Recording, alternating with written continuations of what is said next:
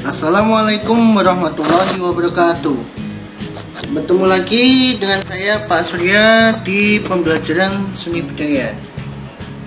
Pada video pembelajaran hari ini kita akan membahas tentang materi mengenal seni patung. Oh ya, sebelumnya silahkan subscribe dan like channel ini ya. Hari ini kita akan membahas bab 2 untuk mata pelajaran seni budaya siswa kelas 9 untuk tingkat SMP maupun MTS, yaitu materi tentang seni patung. Pada materi ini juga saya kemas dalam bentuk media pembelajaran media Android yang bisa kalian download dan install. Linknya nanti akan saya share di kolom deskripsi. Langsung saja, di sini pada tampilan awal kita mengenal seni patung dan untuk peserta didik kelas 9 SMP maupun MTS. Pada bagian awal kita di sini disuguhkan tentang kompetensi, materi ajar, soal evaluasi dan ekstra aplikasi. Di sini kalian juga bisa mematikan sound yang ada di aplikasinya dengan klik di sini. Untuk petunjuknya, tombol-tombol yang bisa kalian gunakan dalam media pembelajaran ini. Ya. Di sini kalian juga bisa melihat profil guru di sini bersama dengan Pak Surya dan daftar pustakanya. Juga ada link pembelajaran, kalian bisa mendownload aplikasi media pembelajaran lainnya untuk mata pelajaran seni budaya.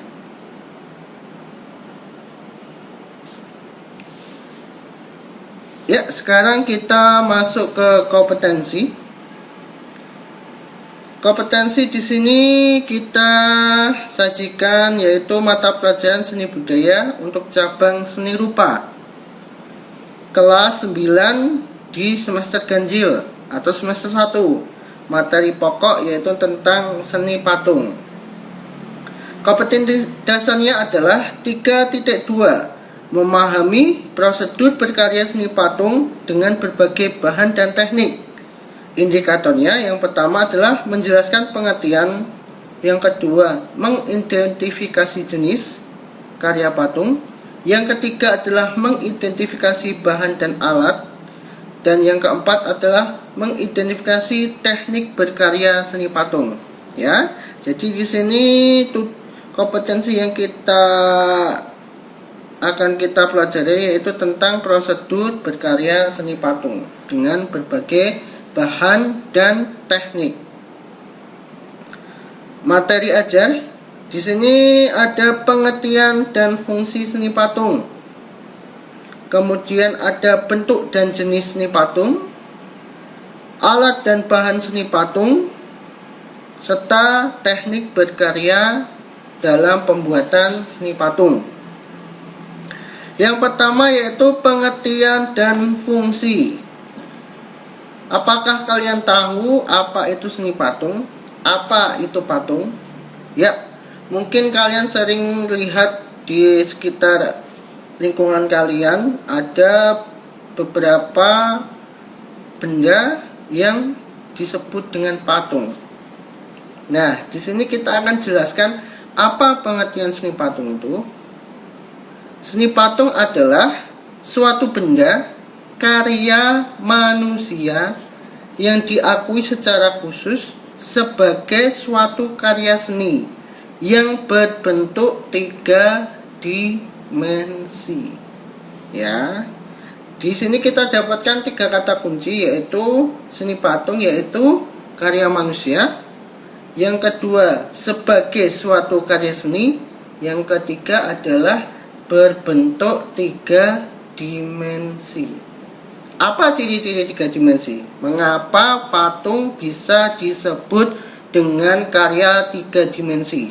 Ya, di sini ada sebuah animasi contoh patung pahlawan yaitu I.S. Soekarno, di mana di sini ada animasi tentang penjelasan maksud dari bentuk 3 dimensi. Yang pertama, karena patung dapat dilihat dari segala arah atau sudut pandang. Jadi patung itu berbeda dengan lukisan. Kalau lukisan hanya bisa dilihat dari satu arah, dari depan saja. Sedangkan untuk seni patung bisa kalian dilihat dari depan, dari samping, maupun dari bawah. Ketika kalian naik pesawat atau helikopter, kalian pun bisa melihatnya, atau melihat dari gedung, bisa melihatnya dari atas. Nah, maka dari itu patung bisa disebut 3 dimensi karena bisa dilihat dari segala arah. Paham ya di sini ya? Yang kedua adalah memiliki volume, memiliki panjang, lebar, dan tinggi. Berbeda dengan lukisan. Kalau lukisan hanya memiliki panjang dan lebar saja. Tapi kalau seni patung kita tambahin lagi dengan tinggi. Jadi memiliki volume. Jadi itu ya. Jadi ketika nanti ada mengapa kok disebut 3 dimensi, kalian bisa menjelaskan. Yang pertama, dapat dilihat dari segala arah. Yang kedua, memiliki volume. Jelas? Di sini juga ada penjelasan lain tentang pengertian seni patung. Nah, pengertian patung yang terkenal dari tokoh yaitu Max Susanto. Seni patung adalah sebuah tipe karya 3 dimensi yang berbentuk dengan metode subtraktif atau mengurangi bahan dengan cara memotong ataupun menatah, atau adiktif, membuat model terlebih dahulu dengan mengecor, mencetak, dan lain-lain. Ya, di sini penjelasan dari Max Susanto. Sedangkan menurut KBBI, Kamus Besar Bahasa Indonesia, patung adalah benda tiruan bentuk manusia dan hewan yang cara pembuatannya dengan dipahat. Ini selanjutnya kita akan membahas tentang bentuk dan jenis seni patung. Di sini pembagian jenis patung ada 2, yaitu yang pertama berdasarkan bentuk dan wujudnya, dan yang kedua adalah berdasarkan fungsinya. Untuk berdasarkan bentuk atau wujudnya, kita bagi menjadi bentuk figuratif dan non figuratif.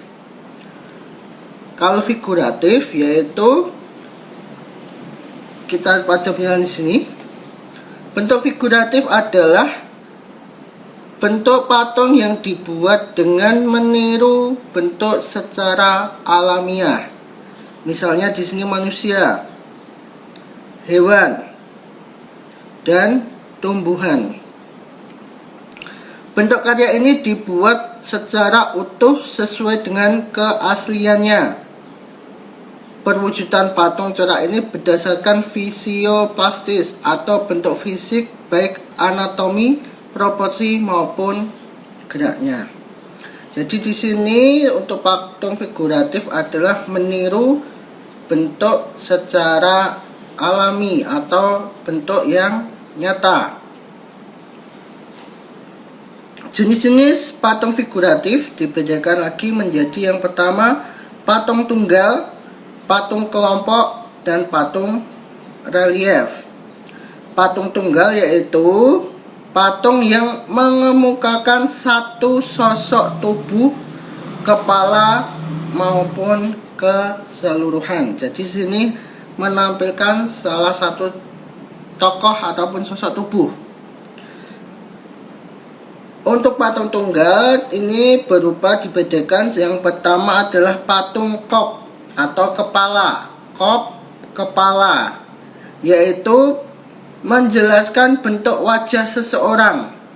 Misalnya tokoh yang terkemuka seperti presiden, raja, dan pahlawan. Jadi di sini menampilkan hanya bagian kepala tokoh yang terkenal. Jelas ya, jadi sekali lagi kop kepala menampilkan sosok bagian wajah tokoh yang terkemuka. Yang kedua adalah patung torso atau dada. Wujud patung yang mengungkapkan bagian badan, kadang tanpa kepala dan sebagian dengan kelengkapan kepala. Seperti ini, jadi menampilkan bagian dada. Dan yang terakhir adalah patung utuh, yaitu wujud patung yang menampilkan keseluruhan wujud manusia.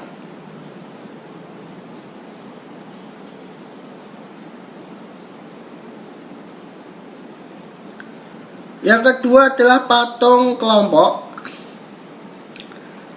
Patung kelompok dibedakan menjadi dua, yaitu kelompok non-tematis dan kelompok tematis.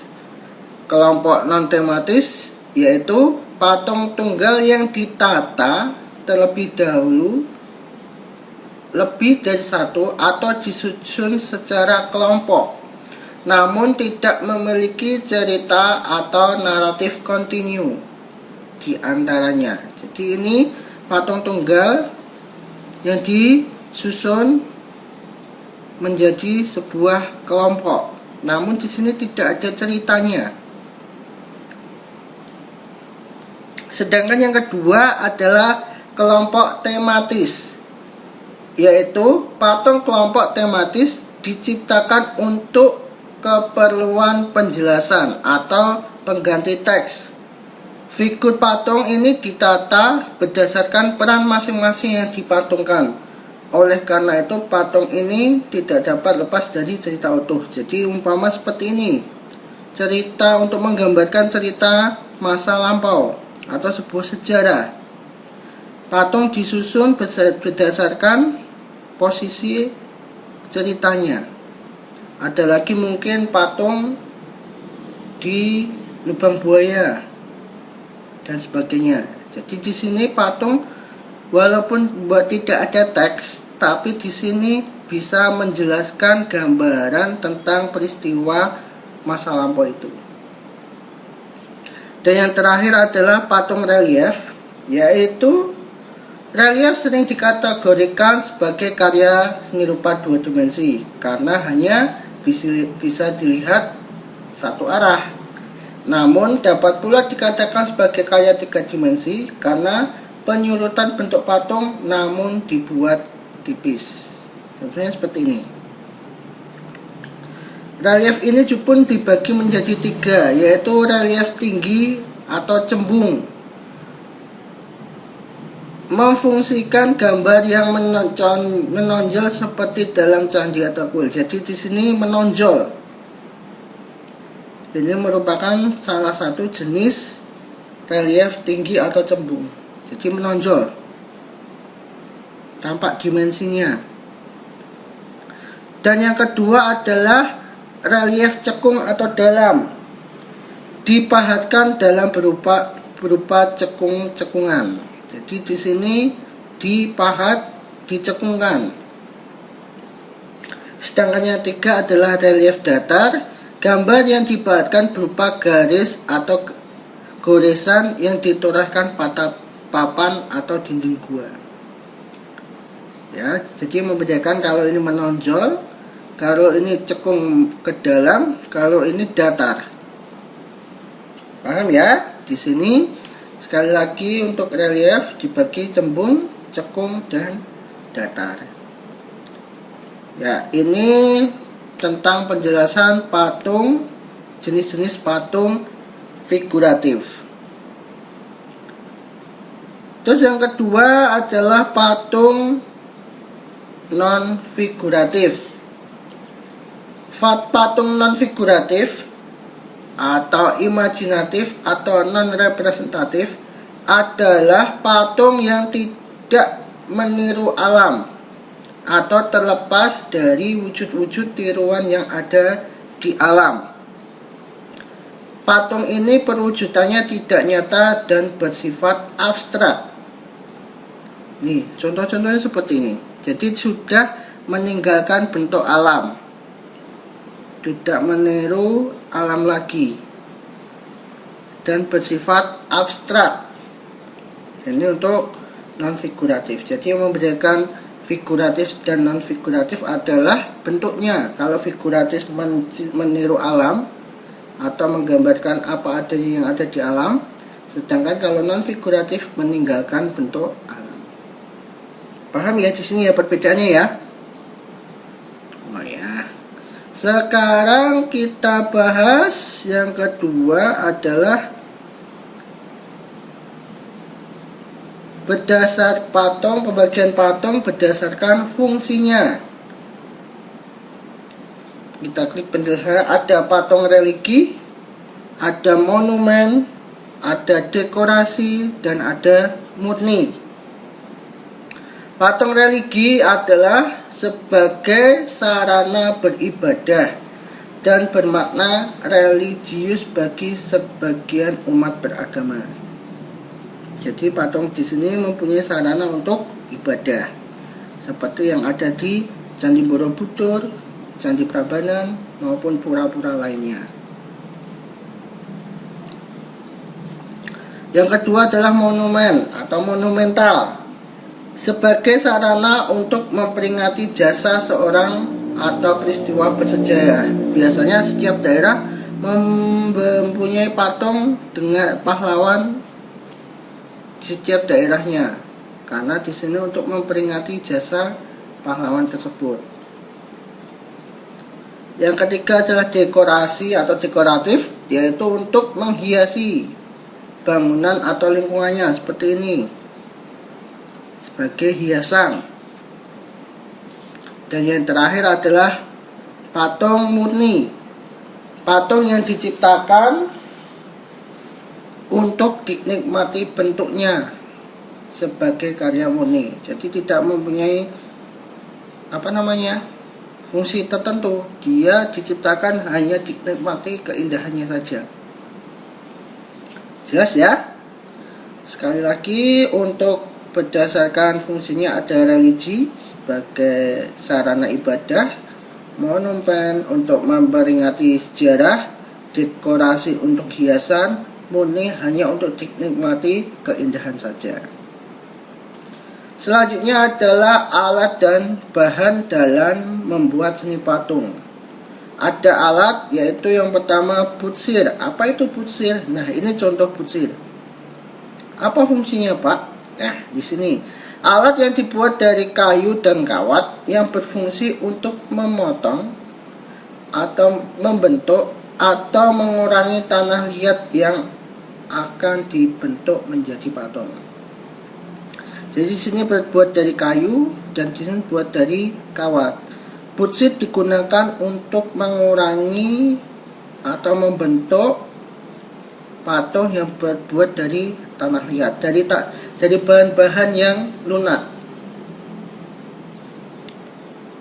Yang kedua adalah meja putar. Meja putar dapat berfungsi untuk membentuk patung yang berbentuk tabung, silinder, atau lingkaran. Ya. Dan selanjutnya adalah pahat. Alat pahat digunakan, nih contohnya, untuk memahat, membentuk, atau mengurangi bentuk yang berasal dari bahan batu ataupun kayu dengan cara dipukul. Dan selanjutnya adalah tang, digunakan untuk mengencangkan ikatan kawat atau untuk memotong kawat. Yang terakhir adalah sendok aduan, alat yang digunakan untuk mengambil adonan dan menempelkannya pada kerangka patung. Nih. Sedangkan bahannya ada bahan yang pertama lunak. Contoh-contohnya seperti ini. Ada tanah liat, ada plastisin, ada sabun, ada clay, dan sebagainya. Berasal dari bahan empuk dan mudah dibentuk. Jadi di sini sangat mudah dibentuk. Yang kedua adalah sedang. Bahan ini tidak lunak dan tidak keras, seperti kayu waru, kayu sengon, kayu randu, dan kayu mahoni. Yang ketiga adalah bahan keras. Bahan berupa gading, tulang, tanduk, kayu jati, sonokeling ataupun ulin, batu-batuan, padas, granit, andesit, dan kualam. Jadi di sini bahan yang keras dengan alat pahat tadi yang dipukul. Yang keempat adalah bahan cor. Yang termasuk bahan cor adalah semen, pasir, gips, logam, timah perak, emas, dan bahan kimia, fiber ataupun resin. Jadi di sini biasanya dilelehkan berbentuk cair. Dan terakhir adalah bahan lain.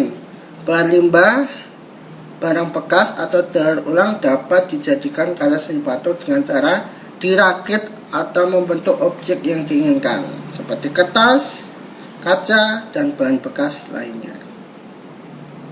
Nah, biasanya kalau untuk praktek kita biasanya bisa menggunakan teknik ini, bahan lunak yang paling sederhana untuk tingkatan siswa SMP. Kita masuk ke materi yang terakhir, yaitu teknik berkarya untuk pembuatan seni patung. Yang pertama adalah teknik pahat. Ini ada seorang seniman yang memahat patung yang berasal dari kayu. Teknik memahat adalah teknik membuat patung dengan cara mengurangi bahan yang dibentuk dengan menggunakan alat pahat. Bahan yang digunakan adalah kayu dan bisa juga batu. Alat pokok yang digunakan antara lain palu, alat pahat, gergaji, dan amplas. Ini biasanya menggunakan bahan-bahan yang keras. Yang kedua adalah teknik busir. Teknik busir merupakan cara membuat patung dari bahan lunak seperti tanah liat, gipsum, ataupun lilin dengan subtraktif atau mengurangi ataupun adiktif menambah bagian-bagiannya. Misalnya membuat keramik dengan patung dengan bahan dasar tanah liat. Alat yang digunakan adalah sudit ataupun busir. Jadi sekali lagi, berbeda dengan pahat tadi menggunakan bahan yang keras, kalau busir menggunakan bahan yang lunak. Yang ketiga adalah teknik cor, yaitu membuat karya seni patung dengan membuat alat cetakannya, kemudian dituangkan pada adonan berupa semen, gips, dan sebagainya, sehingga menghasilkan bentuk yang diinginkan. Alat yang digunakan adalah cetakan. Ini. Jadi sebelum membuat patung ini dibuat cetakannya terlebih dahulu, kemudian dituangkan adonan. Setelah itu ditunggu kering. Setelah kering akan membentuk karya seni patung. Dan yang keempat adalah teknik modeling, yaitu merupakan teknik pembuatan patung dengan cara membuat model terlebih dahulu. Ya. Dan yang terakhir adalah teknik merakit atau assembling, dengan cara membuat sebuah komposisi sambungan merakit bahan dasar patung kemudian merangkainya, hampir seperti permainan puzzle, dari material seperti besi, logam, tembaga dengan menggunakan las listrik. Jadi ini dirakit per bagian-bagiannya seperti permainan puzzle. Ya, sekali lagi, teknik ada pahat, ada busir, ada cor, ada modeling, dan merakit. Sampai di sini sudah kita bahas tentang pengertian dan fungsi seni patung. bentuk dan jenisnya, alat dan bahan, serta teknik berkarya.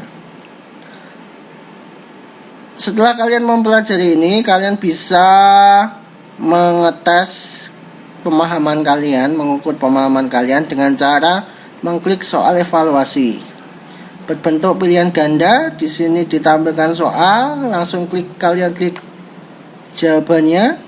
Setelah itu next, jawab next dan sebagainya sampai selesai. Setelah selesai akan muncul nilainya. Kalau kalian sudah tuntas di atas KKM 70, maka kalian sudah berhasil. Tapi kalau di bawah 70, ayo belajar lagi dan tetap semangat. Selain itu juga ditambahkan ekstra aplikasi. Ini untuk mengulang materi berisi pemahaman kalian. Di sini ada sebuah gambar dan kalian menjelaskan ini termasuk patung jenis apa dan sebagainya. Ada level 2 dan ada 3 level di sini. Mungkin cukup sampai di sini video pembelajaran kali ini. Sekali lagi, aplikasi ini dapat kalian install. Link downloadnya akan saya share di kolom deskripsi. Cukup sekian dari saya. Tetap semangat belajar. Wassalamualaikum warahmatullahi wabarakatuh.